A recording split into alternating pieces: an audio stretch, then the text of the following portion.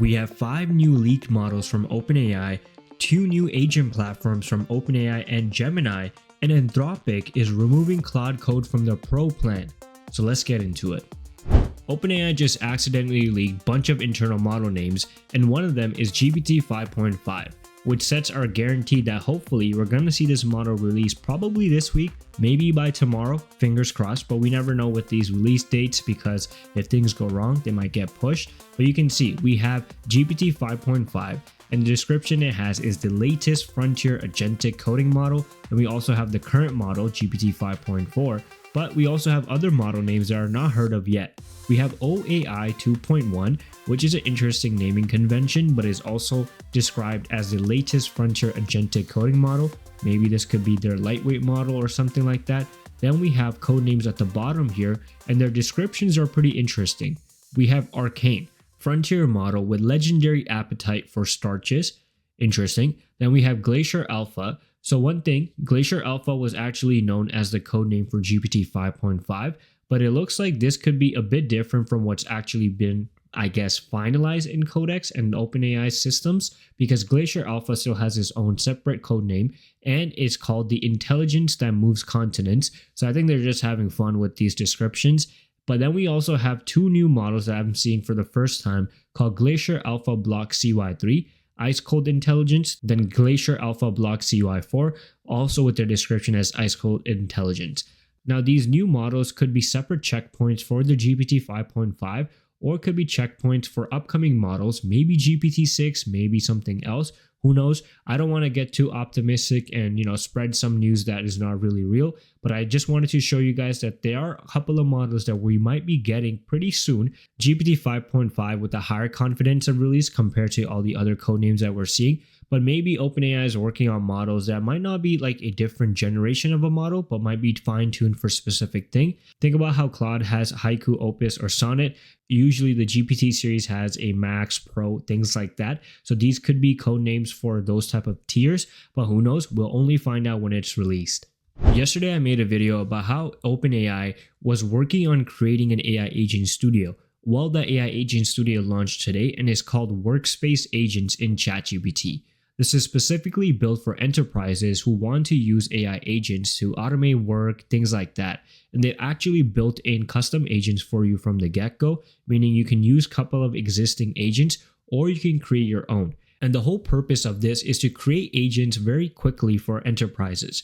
Enterprises have a lot of tedious work, have a lot of repetitive work, and if they can automate that using an AI agent powered by the strongest model, why wouldn't they? Some agents that they've actually built, for example, is an agent called Tally, which would generate weekly reports for you, Spark, which will qualify leads, send follow-ups, used for CRM management, Scout turns feedback into prioritized tickets, and so on and so forth. But what's really cool is that you can also create your own agent. The whole process is very simple. These agents are powered by Codex, so they're powerful from the get-go, and all you have to do is specify your workflow, and these agents are live. What's really cool is that you can also share these agents across your enterprise. So a team member could build an agent that's really successful, share with another team member so they can both utilize the agent. Also, these agents are integrated into communication platforms like Slack. So you can add them to your workspace Slack, and then these agents, for example, you can see that what's the latest feedback on our mobile app. The Scout agent will give you your feedback and everything like that. So they are really targeting the enterprise users and using AI agents to automate their workflow. That's going to be the main target point. I was hoping that maybe this AI agent builder platform was going to be available to the wider audience, but right now it seems like it's only focused on enterprise customers. Obviously, when you're working with enterprises, you need to make sure that their AI agents are compliant. You need to have governance frameworks. You also have to have some visibility into what these AI agents are doing. Well, OpenAI is providing that to workplaces, so they don't have to worry about that at all. We also have some visibility into what's coming next. For example, things like new triggers that can start work automatically, better dashboards are being built to understand and improve performance, and more ways for agents to take action across different business tools and support for workspace agents in the Codex app. So this is just the starting point. More workspace agents are going to be launched soon. And OpenAI isn't the only one launching a new agent platform for enterprises. Gemini Enterprise's users will now get access to project skills, the new agent builder, agents gallery, slides editor inside Canvas, and tons of other new features. So Gemini Enterprise is going to become an end-to-end system for the agentic era, basically allowing people and enterprises to create agents, manage them, and work with them. And the Gemini Enterprise agent platform is their new developer platform and the evolution of Vertex AI. So Gemini Enterprise app also lets teams discover, create, share, and run AI agents in a single secure environment, similar to how OpenAI is doing the same thing with their own agent ecosystem. And they're also creating an open partner ecosystem to discover and deploy a wide range of third-party agents from leaders like Oracle, Salesforce, and ServiceNow.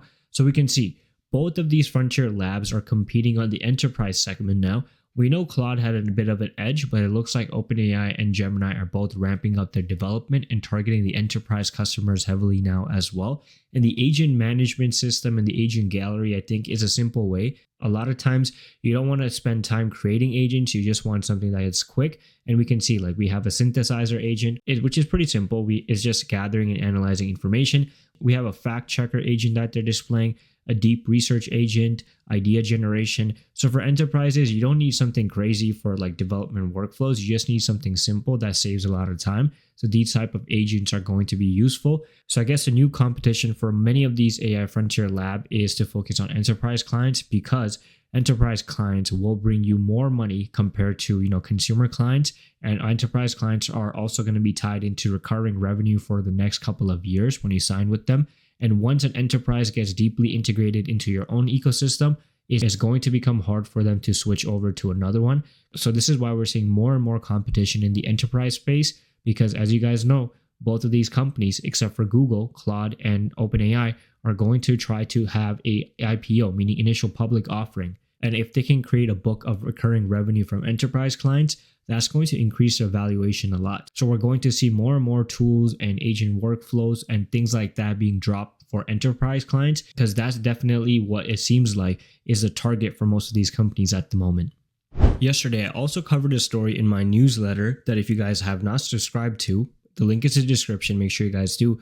But basically, Anthropic quietly removed Claude Code from the Pro plan, which is crazy. If you have Pro plan right now, you have access to Claude Code, Cowork, and also just the normal chat feature.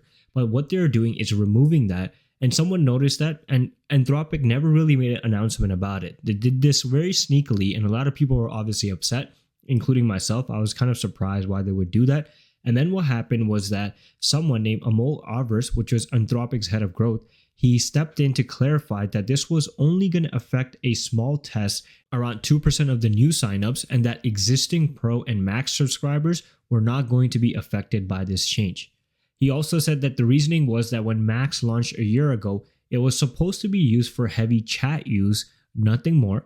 And since then, Claude Code, Cowork, and long-running agents have all kind of been added on top of that. And the way people actually use the subscription has changed completely. So their plan was, hey, why don't we remove Claude Code from the Pro plan? Which I think was not the smartest move by them. And to make things more kind of funny and interesting, Thibaut, the individual that works at Codex, he said that Codex will continue to be available both in free and plus for the $20 plan, and we have the compute and efficient models to support it, taking a shot at Anthropic, basically saying that the reason why they're doing this is because they definitely struggle with compute capacity. Many times people hit rate limits very fast. It's one of those pain points when you're working with Claude. I think it's a really smart model. They have really good tools like Cowork and Code, everything like that. But if they can't support it, which it seems like they are not able to at the moment, then what's the point of having your plan with them, right? So, and he also continues saying that transparency and trust are two principles we will not break, even if it means momentarily earning less. So yeah, I think he's taking this opportunity to take some shots at Anthropic, which I think at the moment I'm gonna have to agree with him. It's kind of valid. You can't just remove a feature and not announce it. You can't just say you're not giving Claude Code to people and not subscribe it. Even though you're doing it to 2% of new signups, I think that's just unfair, but that's just my opinion. What do you guys think? And if you want stories like the one I just covered delivered straight to your inbox, make sure you guys are subscribed to the newsletter. You don't want to miss some of the stories I send over there. So Sundar Pichai, the CEO of Google, posted a blog post today around Cloud Next 26, which is all about where AI is headed at Google and what they're focusing on. And one specific section that I found really interesting was how much code they actually generate using AI.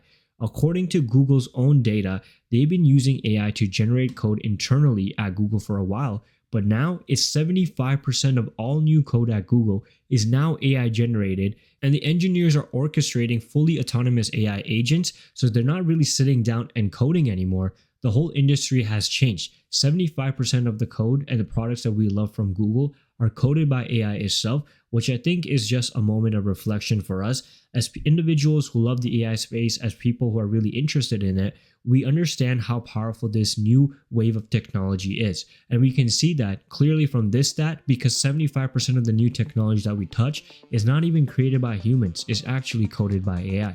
Isn't that crazy? But that's it for today's video. Make sure you guys are subscribed to the channel. Follow our new newsletter as well at universeofai.beehive.com. As well, subscribe to the main channel World of AI and support us on X by following the Universe of AIZ as well. Until then, I'll see you guys in the next video.